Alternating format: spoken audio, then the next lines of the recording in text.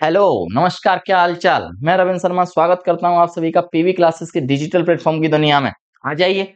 आज हम लोग जो चैप्टर डिस्कशन करने वाले हैं, मैं 100% कह सकता हूं इस चैप्टर से प्रत्येक शिफ्ट में एक प्रश्न पूछा जाएगा। उस पूछे हुए प्रश्न की प्रकृति क्या होगी, उस प्रश्न की लैंग्वेज कैसी होगी, उस लैंग्वेज के हिसाब से ही आपको उत्तर सेलेक्ट करना होगा। परीक्षा जो है, उस परीक्षा के अंतर्गत खेल केवल भाषा का है, खेल थ्योरी का नहीं। खेल सिर्फ क्वेश्चन की लैंग्वेज का है कि उस क्वेश्चन की लैंग्वेज को समझने के बाद आप किस प्रकार से उसे समझ के उत्तर टिक करते हैं, उस चीज का जवाब होगा यहाँ पर। हम लोग आज जिस चैप्टर की बात कर रहे हैं, उस चैप्टर का नाम है भौतिक और रासायनिक परिवर्तन, फिजिकल एंड केमिकल चेंजेस।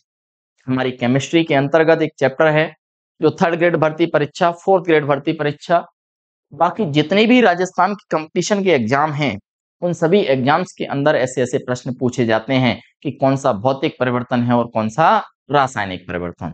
थोड़ी सी हम लोग कंसेप्ट पे बात करेंगे और कंसेप्ट पे बात करने के बाद मैं कुछ एमसीक्यू के माध्यम से आप लोगों को ये समझाने की कोशिश करूंगा कि किस प्रकार से भौतिक परिवर्तन होता है और कौन से उदाहरण रासायनिक परिवर्तन प्रदर्शित करते हैं। चलिए, तो मैं थोड़ी सी थ्योरी पर डिस्कशन कर लेता हूँ। सबसे पहले हम लोग जो बात कर रहे हैं आज की क्लास में, हम लोग बात कर रहे थे भौतिक और रासायनिक परिवर्तन पर। मैं सबसे पहले आपके साथ बात करता हूं किस पर, भौतिक परिवर्तन पर। बच्चों, भौतिक परिवर्तन होता क्या है तो ध्यान से समझ लेना। भौतिक परिवर्तन जितने भी हैं, उन भौतिक परिवर्तन में परिवर्तन का मतलब समझते हो चेंजेज, बदलना। किसी एक पदार्थ का दूसरे पदार्थ में बदलना, वापस उस दूसरे पदार्थ से पहले पदार्थ की ओर आ जाना, यही तो परिवर्तन है। आखिर भौतिक परिवर्तन क्या है? भौतिक का मतलब होता है फिजिकल, और फिजिकल का मतलब होता है कि किसी भी पदार्थ की रंग बदल सकता है, रूप बदल सकता है, अवस्था बदल सकती है, आकार बदल सकता है, आकृति बदल सकती है। मैंने कितने गुणधर्म बताए आपको? 5 गुणधर्म बताए। कौन कौन से 5 गुणधर्म है? मैंने कहा बच्चों, एक तो किसी भी पदार्थ का रंग बदल सकता है, रंग बदलने के साथ साथ उसका आकार बदल सकता है, आकार बदलने के बाद उसकी आकृति बदल सकती है, उसकी अवस्था बदल सकती है, और उसके अंतर्गत क्या बदल सकता है? रूप बदल सकता है। मैंने 5 चीजें बताई। रंग में परिवर्तन हो सकता है, आकार में परिवर्तन हो सकता है, रूप में परिवर्तन हो सकता है, अवस्था में परिवर्तन हो सकता है, और उसकी आकृति में परिवर्तन हो सकता है। रंग, रूप, आकृति, आकार और स्वरूप अंतर्गत होने वाले परिवर्तन जितने भी हैं, वो सारे के सारे परिवर्तन कैसे परिवर्तन कहलाते हैं? भौतिक परिवर्तन कहलाते हैं। आपने कहा सर, आपने एक चीज लिखी कि भौतिक परिवर्तन जो है वो रंग, रूप और अवस्था के परिवर्तन हैं। क्या सर, हम कैसे समझें कि ये अवस्था के परिवर्तन हैं? मैंने कहा, इस जितने भी भौतिक परिवर्तन हैं और जितने भी भौतिक परिवर्तन जो होते हैं, इन भौतिक परिवर्तनों के अंतर्गत एक बात ध्यान रखना बच्चों, भौतिक परिवर्तनों के अंतर्गत कभी भी नए पदार्थ का निर्माण नहीं होता। अरे, नया पदार्थ भौतिक परिवर्तन में नहीं बनता, नए पदार्थों का निर्माण नहीं होता। अच्छा सर, यदि नए पदार्थों का निर्माण नहीं होता तो जैसा पदार्थ पहले था उसी रासायनिक रूप में मिलेगा। बिल्कुल, जैसा पहले पदार्थ था वैसा ही मिलेगा, उसमें कोई परिवर्तन नहीं है। परिवर्तन नहीं है और परिवर्तन प्रकृति का नियम है। अगर परिवर्तन तुमने नहीं किया, इसका मतलब आप जैसे पहले थे वैसे ही आज हैं। जिस जगह आप पहले थे वैसे ही आज हैं, वहीं आज हैं। इसका मतलब ये है कि नए पदार्थ बनेंगे नहीं, तो जैसा पदार्थ का स्वरूप पहले था बच्चों, स्वरूप वैसा ही रहने वाला है। मैंने कहा, मैंने एक जल लिया और जल को एक पात्र में लेकर के उसको गर्म कर दिया। गर्म करने के बाद मैंने उसकी वाष्प बनवा दी। अब वाष्प बन गई। वाष्प जब बनी, उस वाष्प को ऊपर से मैंने ढक दिया, बंद कर दिया उस पात्र को। और जैसे ही उस गैस के फ्लेम को बंद किया, बंद करने के बाद में जब पात्र के ऊपर से मैंने उसे हटाया, तो उसमें से जो वाष्प इकट्ठी हुई थी वो वापस जल में आ गई। इसका मतलब क्या हुआ सर? सर, मतलब ये है कि आपने पहले जो H2O लिया था, आपने पहले जो H2O लिया था, इसका मतलब आपने पहले जल लिया था। आपने जो जल लिया था वो कैसी अवस्था में था? बोलो। आपने कहा साहब ये तो द्रव अवस्था में था, और इस द्रव अवस्था वाले जल को बच्चों मैंने गर्म कर दिया। जब मैंने इस द्रव अवस्था वाले जल को गर्म किया, गर्म करने पर मैंने क्या प्राप्त किया, मैंने इसको गर्म किया और गर्म करने पर मुझे वाष्प मिल गई। अरे मुझे वाष्प मिली और जो वाष्प मुझे प्राप्त हुई है वो वाष्प किस रूप में है बताओ? H2O के रूप में है। अरे है तो जली। क्या रासायनिक अवस्था में कोई परिवर्तन हुआ क्या? नहीं साहब, H2O जो आपको मिला है ये अब की वाष्प कैसे रूप में है? गैसीय अवस्था में है। इसका मतलब द्रव अवस्था से गैस का बनना और गैस अवस्था से द्रव का बनना, या द्रव से ठोस का बनना, या ठोस से वापस द्रव का बनना, या गैस से ठोस का बनना, या ठोस से गैस का बनना। अवस्थाओं के अंतर्गत जितने भी परिवर्तन होते हैं वो सारे के सारे परिवर्तन कौन से परिवर्तन के अंतर्गत आते हैं? भौतिक परिवर्तन के अंतर्गत आते हैं। वापस से सुनना, परिभाषा बता देता हूं कि पदार्थ के आकार में, पदार्थ के साइज में, रंग में, अवस्था में, गुण में जो परिवर्तन होते हैं वो उसके भौतिक गुणधर्म कहलाते हैं। और भौतिक गुणधर्म जितने भी होते हैं उन भौतिक गुणधर्म में किसी पदार्थ के केवल और केवल भौतिक गुणधर्मों में परिवर्तन होता है। भौतिक परिवर्तन जो होते हैं उनसे मैंने कहा आपको किसी भी प्रकार का कोई नया पदार्थ प्राप्त नहीं होता। लेकिन एक बात और ध्यान रखना, भौतिक जो परिवर्तन है ये भौतिक परिवर्तन उत्क्रमणीय होते हैं। उत्क्रमणीय का मतलब है रिवर्सिबल होते हैं, यानी यदि जल से वाष्प बनी है तो वापस वाष्प से क्या भी बन जाएगा? जल बन जाएगा। ये रिवर्सिबल रिएक्शन है। भौतिक परिवर्तन एक रिवर्सिबल प्रक्रिया है, उत्क्रमणीय प्रक्रिया है। इसका मतलब मैं उस उत्क्रमणीय को एक नाम से और जानता हूं। क्या कह सकता हूं? मैं कह सकता हूं ये प्रतिवर्ती क्रिया है। अरे इसको क्या कहते हैं? रिवर्स होने वाली प्रक्रिया है, इसलिए प्रतिवर्ती क्रिया है, वापस लौट सकता है। क्या ये बात समझ में आ गई क्या? अगर ये बात समझ में आ गई, कुछ उदाहरण बता देता हूं। जैसे मैंने कहा प्रिज्म लिया, मैंने आपके सामने एक इस प्रकार से प्रिज्म ले लिया और इस प्रिज्म से मैंने कहा एक श्वेत प्रकाशिक किरण गुजरती है। और श्वेत प्रकाशिक किरण जब इस प्रिज्म से गुजरती है, प्रिज्म से गुजरने के बाद ये श्वेत प्रकाशिक किरण 7 रंगों में विभाजित हो जाती है। प्रिज्म से गुजरने के बाद प्रकाशिक किरण का 7 रंगों में विभाजित हो जाना भौतिक परिवर्तन के अंतर्गत आता है। आपने कहा मैं एक दूसरा प्रिज्म लगा देता हूं दूसरी दिशा में। एक साइड में आपने यहां प्रिज्म लगाया और श्वेत प्रकाश गुजार दिया तो ये 7 रंगों में विभाजित हो गई। मैंने एक प्रिज्म वापस इस 7 रंगों पर लगा दिया और जैसे ही वापस 7 रंगों पर एक प्रिज्म लगाया, वापस मुझे श्वेत रंग की प्रकाश की पट्टिका प्राप्त हो गई। इसका मतलब जैसी प्रकृति पहले थी वैसी प्रकृति दोबारा से प्राप्त हो जाती है।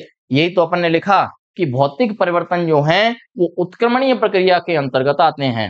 अर्थात उत्क्रमणीय प्रक्रिया को प्रतिवर्ती प्रक्रिया कहते हैं, जो वापस लौट जाती है। जैसे मैंने कहा जल से वाष्प बनी, वाष्प को वापस ठंडा कर दिया तो पुनः मुझे जल मिल गया, यानी द्रव अवस्था से गैस में गया और गैस से वापस कहाँ जा सकता हूं? मैं द्रव में जा सकता हूं। क्या ये बात समझ में आ गई क्या? दूसरा उदाहरण मैं आपको बता देता हूं। कोई भी पदार्थ का आकार बदल दो आप। आपने कहा सर कैसे? मैंने कहा कोई कांच का टुकड़ा ले लिया और उस कांच के टुकड़े को तोड़ दिया। क्या कांच के रासायनिक सूत्र में कोई परिवर्तन हुआ क्या? नहीं। रासायनिक सूत्र तो कांच के छोटे टुकड़े का भी वही था और बड़े टुकड़े का भी वही था, केवल और केवल आकार बदला है। और जब आकार बदला है इसका मतलब उसकी भौतिक अवस्था में परिवर्तन हुआ है, रासायनिक अवस्था में कोई परिवर्तन नहीं हुआ। एक और उदाहरण देता हूं। आप बचपन में छोटे थे, मिट्टी के कुछ खिलौने आपने बनाए होंगे। मिट्टी के खिलौने बनाए और बनाने के बाद आपने मिट्टी के खिलौने को तोड़ दिया। अरे कैल्शियम कार्बोनेट के जो खड़िया होती है, चौक जो होता है, वो जो आपने बनाया था उसको बनाने के बाद तोड़ दिया। तोड़ने के बाद क्या वो कैल्शियम अलग और कार्बोनेट अलग हो गया क्या? नहीं। रहेगा तो उसका रासायनिक सूत्र बाद में भी कैल्शियम कार्बोनेट ही। इसका मतलब ये भी कैसा परिवर्तन है? भौतिक परिवर्तन ही है। आपकी समझ में ये तो आया? आपके मन में चल रहा था सर एक काम करते हैं, एक गिलास में पानी लेते हैं और 2 चम्मच शक्कर डाल देता हूं। डाल दे, डालने के बाद मिला दिया। जैसे ही आपने डालने के बाद मिलाया, शक्कर और पानी का जो मिश्रण था, आपने कहा सर अब शक्कर और पानी दोनों मिल गए, क्या रासायनिक सूत्र बदला क्या? मैंने कहा बच्चों उसमें ग्लूकोज था। और पानी H2O था।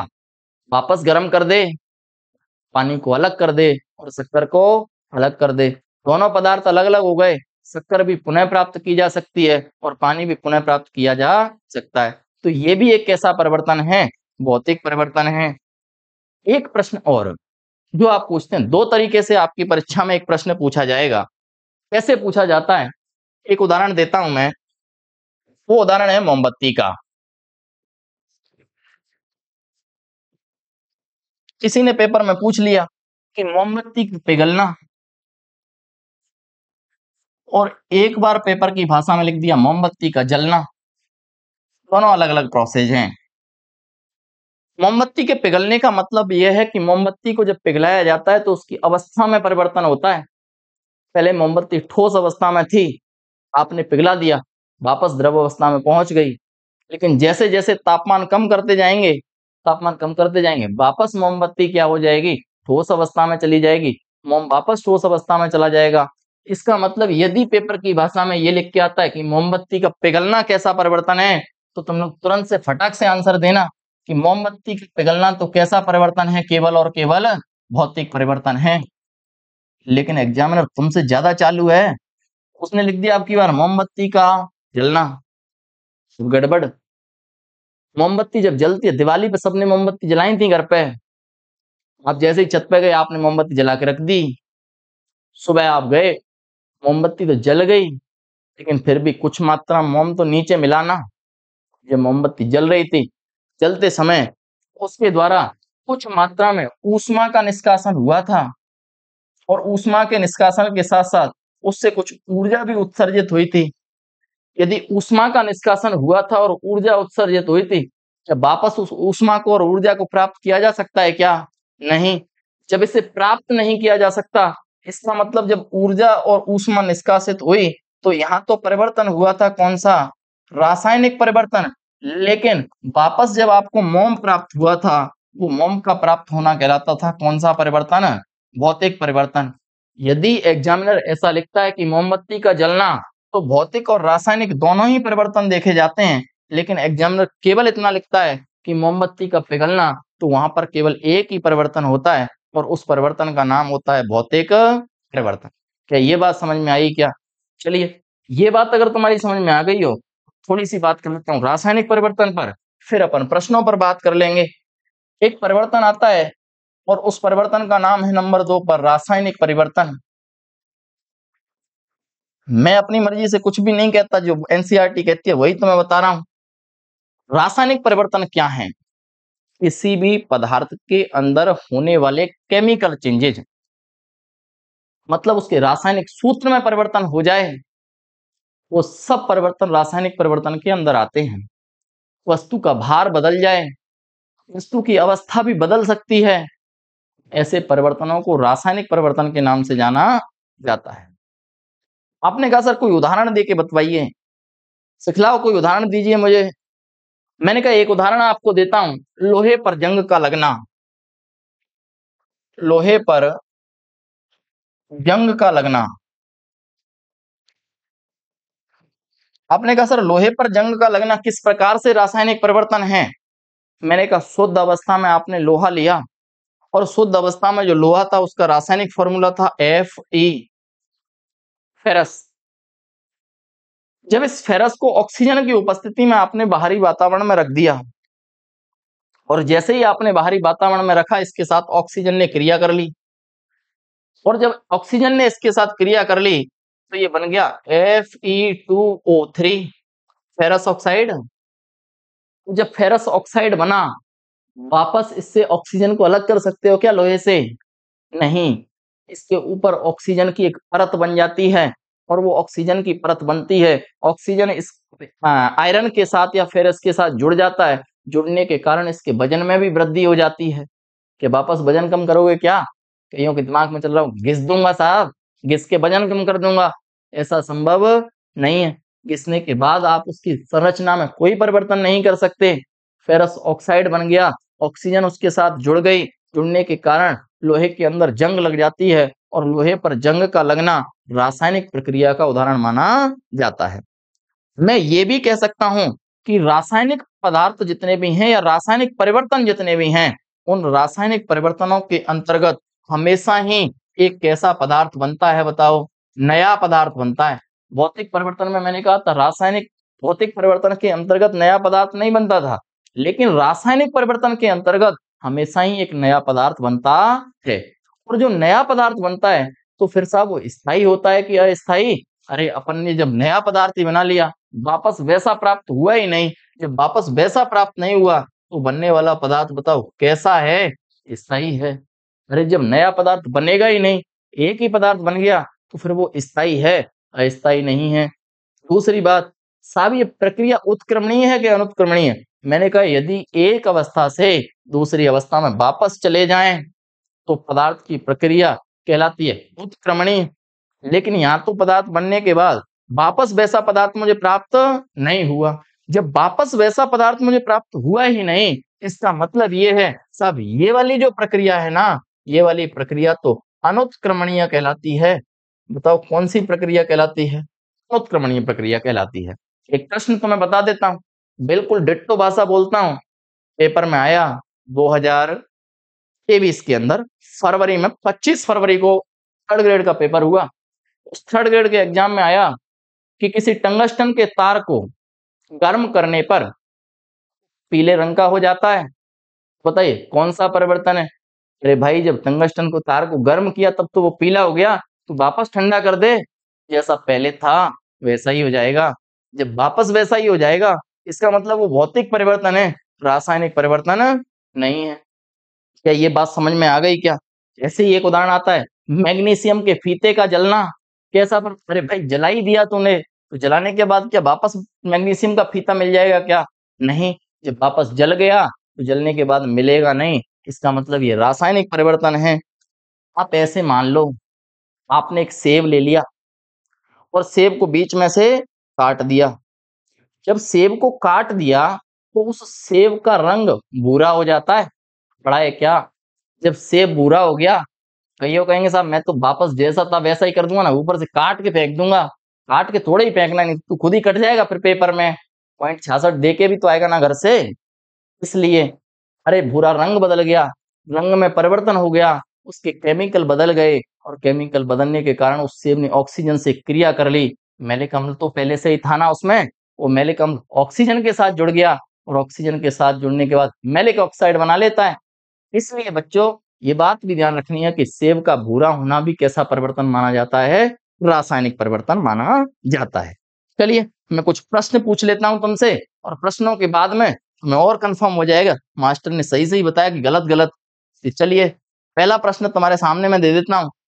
पहला प्रश्न मेरा ये है कि निम्न में से कौन सा भौतिक परिवर्तन है? चलिए देखते हैं, पहले ऑप्शन चेक कर लूं क्या?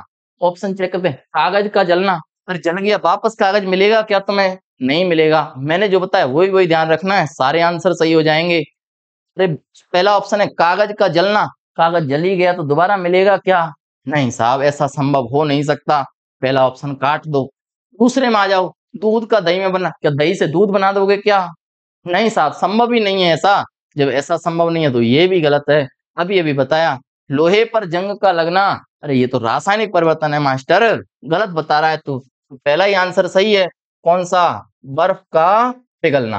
अरे बर्फ पिघल गई, वापस जमा देना, बर्फ बन जाएगी और जब वापस बन जाएगी इसका मतलब यही कौन सा परिवर्तन है? भौतिक परिवर्तन है। चलिए दूसरे प्रश्न पर चलते हैं, पढ़ लें तुम लोग। दूसरा प्रश्न क्या कहता है कि निम्न में से कौन सा एक रासायनिक परिवर्तन है? चलिए पानी का वाष्प में बनना, पानी जब वाष्प बनी तो ये वाला ऑप्शन तो मेरा ये कहता है कि अवस्था बदली है, और अवस्था बदली है इसका मतलब ये कौन सा परिवर्तन है बताओ? अरे कौन सा परिवर्तन है रे? भौतिक परिवर्तन। दूसरे में चले जाओ, दूसरा कहता है नमक का घुलना, और जब नमक घुल ही गया तो घुलने के बाद वापस पानी को गर्म कर दो, और जैसे ही पानी को गर्म करेंगे तो नमक पेंदे में और पानी वाष्प के रूप में ऊपर जमा हो जाएगा। इसका मतलब ये भी कौन सा परिवर्तन है बताओ? तो आप कहेंगे साहब ये भी एक परिवर्तन है, इसका नाम है कौन सा परिवर्तन? भौतिक परिवर्तन। चलिए फिर आता है दूसरा, दूध का खट्टा होना। चलिए इसको छोड़ते हैं, पहले अगले ऑप्शन पे चलते हैं। बर्फ का पिघलना, अरे पिघली हुई बर्फ को वापस पिघला देना, और पिघाल के फिर से जमा दे, ये भी कौन सा परिवर्तन है? भौतिक। तो अपने पास एक ही ऑप्शन बचा, सी नंबर, और सी ऑप्शन कहता है दूध का खट्टा होना। क्या वापस दूध मीठा हो जाएगा क्या? नहीं रे, यहाँ दही बन गया। दूध जैसे ही खट्टा हुआ दही बना, और दही बनने पर इसके अंतर्गत एक बैक्टीरिया पाया जाता है जिसका नाम है लैक्टोबैसिलस, और ये जो लैक्टोबैसिलस नामक बैक्टीरिया है इसके कारण दूध खट्टा हो जाता है। इसलिए इस परिवर्तन को किस नाम से जानते हैं? रासायनिक परिवर्तन के नाम से जाना जाता है। चलिए प्रश्न संख्या 3 पढ़ें। भौतिक परिवर्तन में इनमें से क्या होता है? एक बार पढ़ लो। नया पदार्थ बनता है क्या? अरे भौतिक परिवर्तन में नया पदार्थ नहीं बनता। ये तो कौन से परिवर्तन में बनता था? रासायनिक परिवर्तन में नया पदार्थ बनता था। भौतिक में ऐसा कुछ नहीं होता। दूसरे में लिखा है रासायनिक संरचना बदलती है। नहीं साहब, रासायनिक संरचना तो केवल और केवल किस में बदलती है? रासायनिक परिवर्तन में। अगला प्रश्न है केवल रूप या अवस्था बदलती है। बिल्कुल सही बात है। ठोस से द्रव हो सकता है, या फिर द्रव से गैस हो सकता है, काला हो सकता है या भूरा हो सकता है। ये सारी बातें कहाँ होती हैं? सी विकल्प इसका अपना सही रहेगा। सी विकल्प क्या कहता था कि केवल और केवल रूप बदलता है या अवस्था बदलती है। ऐसा ऐसा मैंने आपको बताया था पहले, देख लो। ये रहा, ऊपर ने लिखा था क्या? तो रंग बदल सकता है, आकार बदल सकता है, आकृति बदल सकती है, अवस्था बदल सकती है, या फिर रूप बदल सकता है। ये सारी चीजें बदलेंगी तो भौतिक परिवर्तन है, और ये नहीं बदली तो कौन सा परिवर्तन है रे? रासायनिक परिवर्तन। चलिए अगला प्रश्न संख्या 4 ये रहा। लोहे का जंग लोहे पर जंग का लगना, थोड़ी सी प्रिंटिंग मिस्टेक है। लोहे पर जंग का लगना किस प्रकार का परिवर्तन है? बताओ जल्दी जल्दी। लोहे पर जंग का लगना किस प्रकार का परिवर्तन है? अरे देख लो रे, अभी लास्ट में जब रासायनिक परिवर्तन पढ़ाया था तब मैंने तुम्हें ऐसा बताया था कि आयरन जो है, उस आयरन ने क्रिया कर ली किसके साथ? आयरन ने क्रिया की थी ऑक्सीजन के साथ। और जब आयरन ने ऑक्सीजन के साथ क्रिया की थी, तो आयरन जब ऑक्सीजन के साथ क्रिया करता है तो फेरस ऑक्साइड बना लेता है, और फेरस ऑक्साइड का बनना रासायनिक परिवर्तन है। ऐसा अपन ने कहा था कि जो Fe है, Fe ऑक्सीजन के साथ क्रिया कर लेता है, और ऑक्सीजन के साथ क्रिया करने के बाद ये बनाता है Fe2O3, जिसे फेरस ऑक्साइड कहते हैं। जिस कारण जंग लगने पर, यहाँ आप ये भी ध्यान रखना कि लोहे का भार क्या होता है। तो आप कहेंगे साहब लोहे का भार जो है वो लोहे का भार बढ़ जाता है। एक चीज और बता देता हूं तुम्हें, लोहे का भार तो बढ़ा ही, लेकिन जंग से रोकने के लिए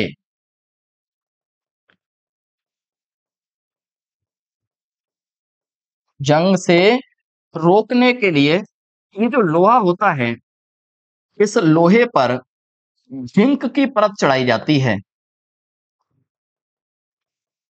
जिंक की परत चढ़ाई जाती है, और ये जो जिंक की परत चढ़ाई जाती है, इस जिंक की परत को चढ़ाना ही कहलाता है यसद लेपन। यसद लेपन ऐसे कहते हैं गैल्वेनीकरण। गैल्वेनीकरण, ये बात ध्यान रखना। आपसे कोई पूछ ले कि लोहे पर जंग लग रही है, उस लोहे पर जंग को लगने से बचाना है तो क्या करें? तो जिंक की क्या चढ़ा दो, उसके ऊपर परत चढ़ा दो, या ग्रीस लगा दो उसके ऊपर। ग्रीस लगाने से, पेंट करने से, या फिर जंग से रोकने के लिए लोहे पर जिंक की परत चढ़ाने की प्रक्रिया जो है, उस प्रक्रिया को नाम देते हैं यसद लेपन या गैल्वेनीकरण कहा जाता है। तो आंसर टिक कर दो तुरंत ही। कौन सा आंसर हो जाएगा? आंसर नंबर बी, रासायनिक परिवर्तन का उदाहरण है ये। आगे चलते हैं। अगला प्रश्न कहता है भोजन का पकना किस प्रकार का परिवर्तन है? भोजन का पकना किस प्रकार का परिवर्तन है? ऐसा कोई पूछ ले तुमसे कि भोजन का पकना किस प्रकार का परिवर्तन है, तुम क्या कहोगे? भोजन एक बार पक गया, पकने के बाद क्या भोजन वापस वैसा ही हो जाएगा क्या? आपने रोटियां बना ली, बनाने के बाद वापस आटा बना दोगे क्या? नहीं, जब वापस बदल ही नहीं सकता और बदल नहीं सकती, ऐसे सारे प्रक्रम में पहले ही कह चुका। कौन से परिवर्तन होते हैं बताओ? अरे ऐसे परिवर्तन कौन से परिवर्तन होते हैं? रासायनिक परिवर्तन होते हैं, और इसलिए इसका आंसर आ जाएगा कौन सा? बी। चलिए अगला प्रश्न, प्रश्न संख्या 6। मैंने अभी अभी आपको बताया मोमबत्ती के जलने में कौन सा परिवर्तन है? देखो मैंने दो चीजें बताई थी, तो मैं थ्योरी पढ़ा रहा था। मैंने कहा मोमबत्ती का जलना और मोमबत्ती का पिघलना। अगर प्रश्न में केवल इतना लिखा है कि पिघलना, तो कौन सा परिवर्तन था? भौतिक। जबकि जल गई, इसका मतलब मोम भी मुझे प्राप्त होगा और ऊष्मा और ऊर्जा भी प्राप्त होगी, मतलब भौतिक परिवर्तन भी है और रासायनिक परिवर्तन भी है। इसका मतलब आंसर नंबर इसका अपना कौन सा सही है? सी विकल्प सही है कि भौतिक और रासायनिक दोनों परिवर्तन देखे जाते हैं। अगला प्रश्न, प्रश्न संख्या 7, निम्न में से कौन सा प्रतिवर्ती परिवर्तन है? देख लो, मैंने ऐसा ऐसा तुमसे कहा था कि या तो आपको एक ऑप्शन दिखेगा प्रतिवर्ती, या प्रतिवर्ती की जगह मैं एक चीज और लिख सकता हूं, यहां लिख देता हूं मैं उत्क्रमणीय। अरे प्रतिवर्ती या फिर उत्क्रमणीय। यदि मैंने प्रतिवर्ती लिख दिया या फिर मैंने क्या लिख दिया बताओ, उत्क्रमणीय लिख दिया, दिख रहा है क्या? चलिए ये दिख जाएगा, प्रतिवर्ती या फिर मैंने लिखा उत्क्रमणीय। उत्क्रमणीय का मतलब था वापस लौटना। अरे मैंने जब थ्योरी समझाई थी वहां मैंने शब्द लिखा भी था, वापस देख लो रे, देखते कहां, ये रहा। भौतिक परिवर्तन जितने भी होते हैं वो सब प्रतिवर्ती होते हैं, समय पहले ही लिखवा चुका, और भौतिक परिवर्तन उत्क्रमणीय होते हैं। इसका मतलब यहाँ चले जाओ, ये बात कौन से परिवर्तन की कर रहा है? वापस देख लो रे, कहां है, ये रहा। इसने पूछा निम्न में से कौन सा परिवर्तन प्रतिवर्ती है, इसका मतलब वो यही पूछना चाह रहा है कि कौन सा उत्क्रमणीय है। या फिर मैं ये कह दूं, उत्क्रमणीय कहने का मतलब उसका यही है कि आप उसको केवल इतना बता दो कि इसमें कौन सा भौतिक परिवर्तन है। छांट लो विकल्प, बर्फ का पानी में बदलना, बिल्कुल सही बात है रे। बर्फ जब भी पानी में बदलेगी, बताओ अवस्था में परिवर्तन होगा और अवस्था वापस वही प्राप्त हो जाएगी कि नहीं हो जाएगी? हो जाएगी। इसका मतलब इसके अंदर कौन सा परिवर्तन है? भौतिक परिवर्तन। यहाँ लकड़ी जल गई, जलने के बाद क्या वापस लकड़ी आएगी क्या? नहीं साहब। दूध दही में बन गया, क्या वापस दही आ जाएगा क्या? ऐसा भी संभव नहीं है। और लोहा लगा हुआ, जंग जो लगा हुआ जो लोहा है, क्या वापस सही हो जाएगा क्या? ऐसा भी संभव नहीं है। प्रश्न संख्या 8, दूध का दही में बदलना, लैक्टोबैसिलस नामक जीवाणु के कारण ऐसा होता है, इसलिए इसमें आंसर होगा कौन सा आपका? बी वाला विकल्प, रासायनिक परिवर्तन। अगला, भौतिक परिवर्तन में ऊर्जा का क्या होता है? आ गया प्रश्न, देख लो तुम। भौतिक परिवर्तन जितने भी थे, पहला ऑप्शन है अवशोषण हो सकता है, सही बात है। आपने गर्म किया पानी को, उसमें अवशोषित हुई वहां पर। दूसरा क्या है, उत्सर्जन हो सकता है, गर्म पानी में से भाप भी तो निकलेगी, भाप जो निकलेगी तो अवशोषण की हुई ऊर्जा को वापस निष्कासित किया जा सकता है, इसलिए यहाँ पर अवशोषण भी होता है और उत्सर्जन भी होता है। इसलिए आंसर नंबर कौन सा सही है? सी आंसर, दोनों ही विकल्प सही हैं। अगला प्रश्न है, चीनी का पानी में घुलना किस प्रकार का परिवर्तन है? अभी मैंने कहा आपने पानी में चीनी घोल दी, घोलने के बाद वापस गर्म कर दो, और गर्म करने के बाद चीनी वापस मिल जाएगी और पानी अलग हो जाएगा। अब जो दोनों चीजें अलग हो जाती हैं, इसका मतलब ये कौन सा परिवर्तन माना जाता है? भौतिक परिवर्तन। अगला प्रश्न संख्या 11, रासायनिक परिवर्तन में हमेशा, पढ़ना विकल्प ध्यान से, नया पदार्थ बनता है क्या? बिल्कुल बनता है साहब, नया पदार्थ ही तो बनता है रासायनिक परिवर्तन में। अवस्था बदलती है, बदल भी सकती है और नहीं भी बदलती, ये तो कह रहा है बदलती ही है, ऐसा संभव नहीं है, हो भी सकता है और नहीं भी। रंग बदलता है, केवल ऊष्मा उत्पन्न होती है, ना जी ना। नए पदार्थ बनते हैं रासायनिक परिवर्तन में, और भौतिक पदार्थ परिवर्तन जितने भी हैं उनमें नए पदार्थों का निर्माण नहीं होता। चलिए प्रश्न संख्या 12, कांच का टूटना किस प्रकार का परिवर्तन है? कांच टूट गया, क्या कांच का फॉर्मूला बदल गया क्या टूटने के बाद? ना जी, फॉर्मूला बदला नहीं, जैसा वो फॉर्मूला पहले था वैसा ही अब भी फॉर्मूला है। इसका मतलब यहाँ भी कौन सा परिवर्तन है बताओ? भौतिक परिवर्तन है। प्रश्न संख्या अगला, नेक्स्ट कहाँ है साहब? ये रहा, अंडा उबालना किस प्रकार का परिवर्तन है? उबाल दो रे अंडे को, उबालने के बाद वापस वही मिल जाएगा क्या, कैल्शियम ऑक्साइड कार्बोनेट? नहीं से, वो तो गल गया, अब गलने के बाद वापस पुनः प्राप्त नहीं होगा। अंडे का तोड़ना कोई कह दे, टूटना तो अंडे का भौतिक परिवर्तन था, लेकिन अंडे का उबलना कैसा परिवर्तन है? आप कहेंगे सर इसका आंसर होगा रासायनिक परिवर्तन होता है अंडे का उबलना। अगला प्रश्न, जल का वाष्प का संघनन, जल वाष्प का संघनन इस प्रकार का परिवर्तन है। कोई अवस्था वाली बात है, संघनन हो, क्रिस्टलीकरण हो, कोई भी प्रक्रिया हो, वो सब के सब किस प्रकार के परिवर्तन में आते हैं? भौतिक परिवर्तन के अंतर्गत आते हैं। नेक्स्ट प्रश्न, लकड़ी का जलना, लकड़ी जल गई मतलब वापस लकड़ी प्राप्त नहीं होगी, इसका मतलब कौन सा परिवर्तन है बताओ? रासायनिक परिवर्तन। नेक्स्ट आता है, रासायनिक परिवर्तन को और किस नाम से जाना जाता है? ध्यान से देख लो, प्रतिवर्ती परिवर्तन तो कहते हैं साहब भौतिक परिवर्तन को। अरे बोलो रे, प्रतिवर्ती परिवर्तन कौन से परिवर्तन थे? भौतिक परिवर्तन। बताओ अस्थायी परिवर्तन भी कौन से परिवर्तन थे? ये भी भौतिक थे। और भौतिक परिवर्तन एक तो ऑप्शन में ही लिख दिया उसने। अरे यहाँ आंसर होगा स्थायी परिवर्तन जितने भी हैं, क्योंकि रासायनिक परिवर्तन कैसे होते हैं? स्थायी, जबकि भौतिक परिवर्तन कैसे होते हैं? अस्थायी। प्रश्न संख्या 17, कपड़े पर पेंट का लगना किसका उदाहरण है? अरे किसी ने आपके कपड़े पर पेंट कर दिया, तो वापस छूट जाएगा क्या? हाँ जी छूट जाएगा साहब, मैं धुल दूंगा ना अच्छे तरीके से, जैसे ही धुल दूंगा पेंट छूट जाएगा। और जब पेंट छूट गया, इसका मतलब वो कौन सा परिवर्तन था? अरे भौतिक परिवर्तन था, रासायनिक नहीं था। अगला, भौतिक परिवर्तन को और किस नाम से जानते हैं? बताओ अस्थायी परिवर्तन तो कौन से थे? भौतिक परिवर्तन थे। स्थायी कौन से हैं बताओ? ये तो रासायनिक परिवर्तन को कहते हैं। स्थायी कह दूं या फिर इसी को कौन से कह दूं मैं? अनुत्क्रमणीय कह दूं।